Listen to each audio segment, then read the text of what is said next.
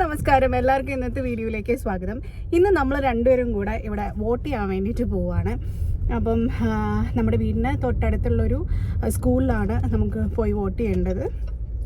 പിന്നെ ഇവിടുത്തെ ഇലക്ഷനെ പറ്റി പറയാമെന്ന് വെച്ച് കഴിഞ്ഞാൽ ഇവിടെ നാട്ടിലെ പോലെ തന്നെ എവറി 4 ഇയേഴ്സ്, നാട്ടിൽ 4 ഇയേഴ്സ് അല്ലേ,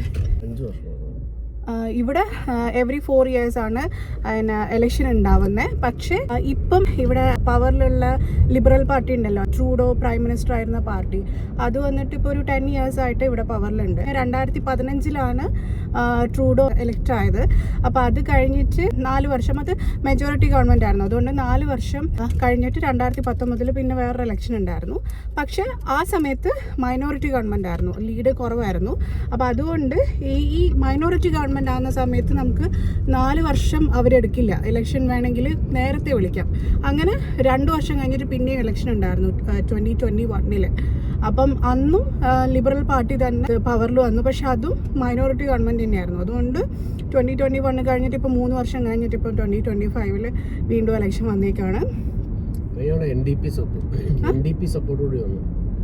അങ്ങനെയൊക്കെ ഉണ്ടോ? അതൊന്നും എനിക്കറിയില്ല കേട്ടോ. പക്ഷെ ഇവിടെ മെയിൻ പാർട്ടീസ് വന്നിട്ട് ലിബറലും കൺസർവേറ്റീവാണ്. ഇവരാണ് സ്ട്രോങ്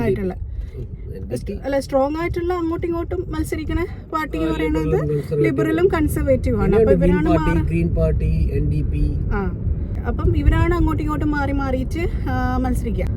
ഇപ്രാവശ്യം ആര് ജയിക്കുന്നൊന്നും പറയാൻ പറ്റില്ല. 50-50 സ്റ്റാൻസ് ആണ് ലിബറലും കൺസർവേറ്റീവ് എന്നാണ് പറയുന്നത്. പിന്നെ ഇലക്ഷനെ കുറിച്ചിട്ട് ഇവിടെ പറയാൻ വെച്ച് കഴിഞ്ഞാൽ നമുക്ക് നാട്ടിലൊക്കെ വോട്ടേഴ്സ് ID കാർഡൊക്കെ ഉണ്ടാവില്ലേ, ഇവിടെ അങ്ങനെ ഉണ്ടാവില്ല കേട്ടോ. നമ്മൾ ടാക്സ് അപ്ലൈ ചെയ്യില്ലേ, ആ സമയത്ത് നമുക്കൊരു ക്വസ്റ്റ്യൻ ഉണ്ട്. നമ്മുടെ ഡീറ്റെയിൽസ് ഇലക്ഷൻകാരുടെക്ക് സെൻഡ് ചെയ്യാൻ വേണ്ടിയിട്ടുള്ള ഒരു കൺസെന്റ് കൊടുക്കണം. അപ്പം നമ്മൾ അങ്ങനെ എന്തോ, അപ്പോൾ അതിനകത്തോട്ട് നമ്മൾ കൺസെന്റ് കൊടുക്കുവാണെങ്കിൽ മാത്രം അവർ നമ്മുടെ ഡീറ്റെയിൽസ് അവർക്ക് സെൻഡ് ചെയ്യും.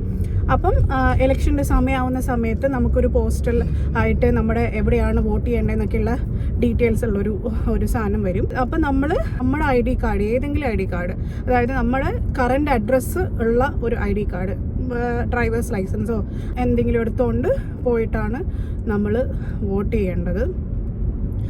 പിന്നെന്താണ് വേറെ ഇലക്ഷനെ പറ്റി പറയുകയെന്ന് വെച്ച് കഴിഞ്ഞാൽ അത്രേ ഉള്ളൂ അല്ലേ. പിന്നെ വേറൊന്ന്, ഇന്ന് തന്നെ റിസൾട്ട് വരും കേട്ടോ. ഇന്ന് 9:30 വരെയാണ് വോട്ട് ചെയ്യാനുള്ളത്. 9 o'clock ആണോ?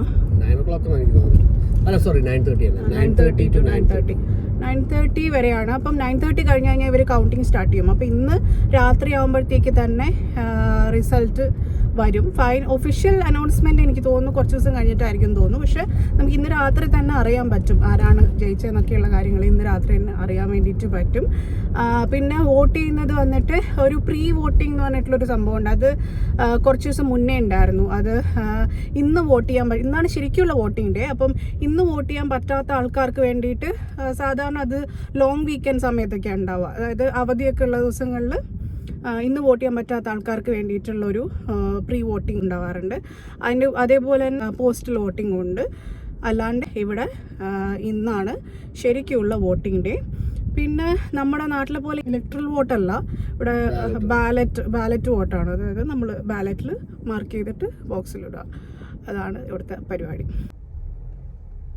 നമ്മളിവിടെ എത്തിയതാണ് സ്കൂള് അല്ലേ. നമ്മൾ ഈ സ്കൂളിലാണ് നമുക്ക് കിട്ടിയേക്കണ വോട്ട് ചെയ്യാനുള്ള ആണോ?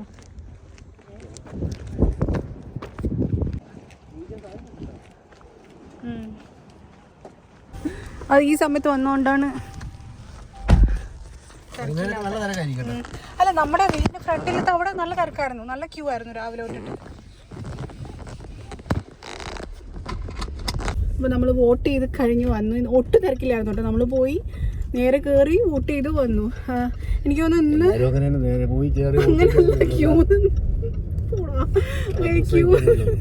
ക്യൂ നിന്നിട്ടില്ല. ഞങ്ങളുടെ വീടിന്റെ ഫ്രണ്ടിൽ വേറൊരു സ്ഥലം ഉണ്ടായിരുന്നേ. പക്ഷെ അവിടെ ഫുൾ രാവിലെ തൊട്ട് ക്യൂ ആയിരുന്നു.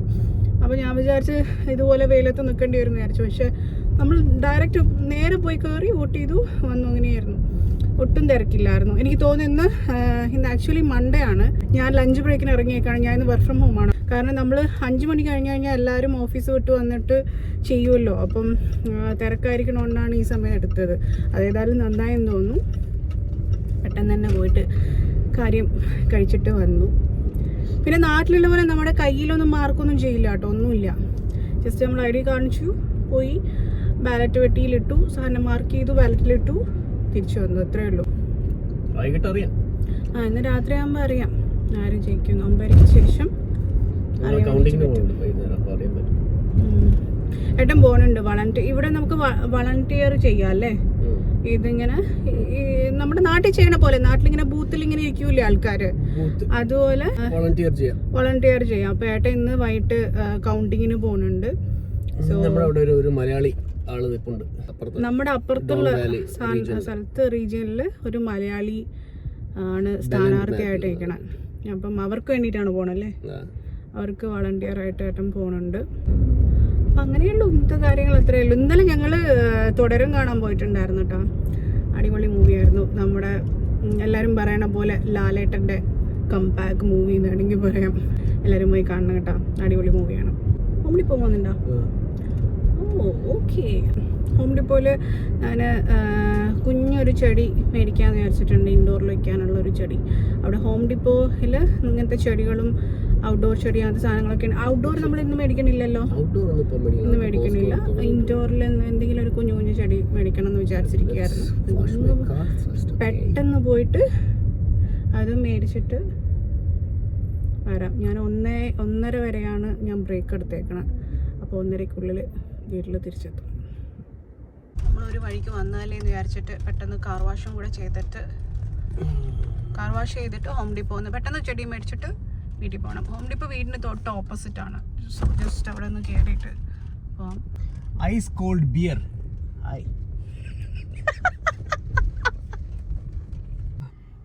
ഈ കാർ വാഷിന് എന്തോ ഇവിടെ നമ്മൾ എന്തോ ഒരു അക്കൗണ്ട് എന്തോ സംഭവം എടുത്തിട്ടില്ലേ, 3-4 പേരുടെ എന്തോ ഒരു സംഭവം.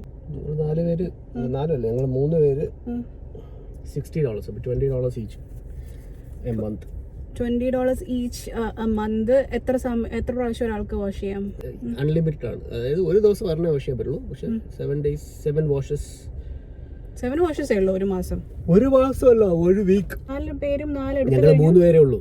ഒരാൾക്ക് രണ്ട് തവണ വീക്കിലി ചെയ്യാം. പക്ഷെ ആരും ഇവരും എന്റെ കൂടെ ഉള്ളവരൊന്നും വല്ലപ്പോഴേക്കും ചെയ്യാറുള്ളൂ. വേണമെന്നുണ്ട്, അതുകൊണ്ട് മിക്കവാറും ദിവസം വേണമെങ്കിലും ചെയ്യാം. പക്ഷെ എല്ലാ ദിവസവും ഞാൻ ചെയ്യാറില്ല. അറ്റ്ലീസ്റ്റ് വീക്ക്ലി വൺസ് ചെയ്യാറുണ്ട്.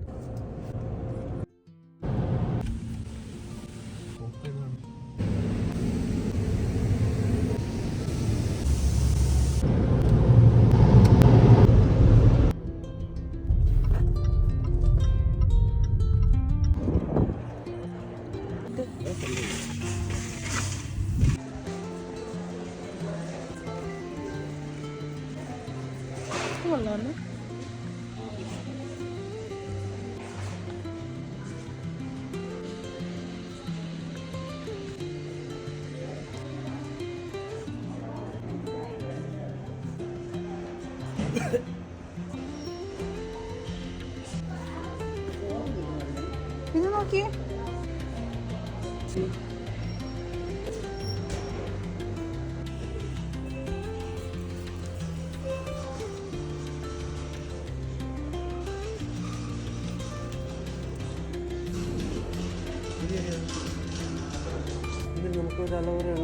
അത് അലോവേറ അല്ല, ഇത് വേണോ? അത്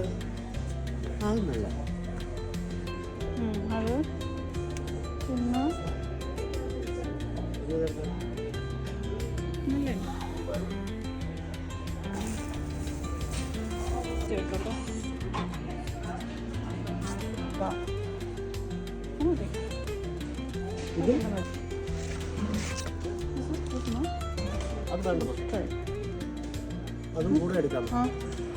ചട്ടിയാണോ?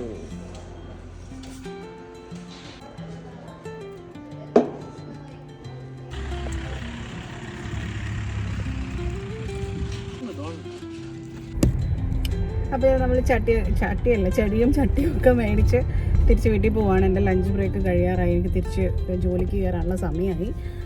അപ്പം പെട്ടെന്നൊരു കുഞ്ഞൊരു വീഡിയോ എടുക്കാമെന്ന് വിചാരിച്ചെടുത്തതാണ്. അപ്പോൾ ഇനി അടുത്ത നല്ല നല്ല വീഡിയോ ആയിട്ട് ഇനിയും കാണാം. അതുവരേക്കും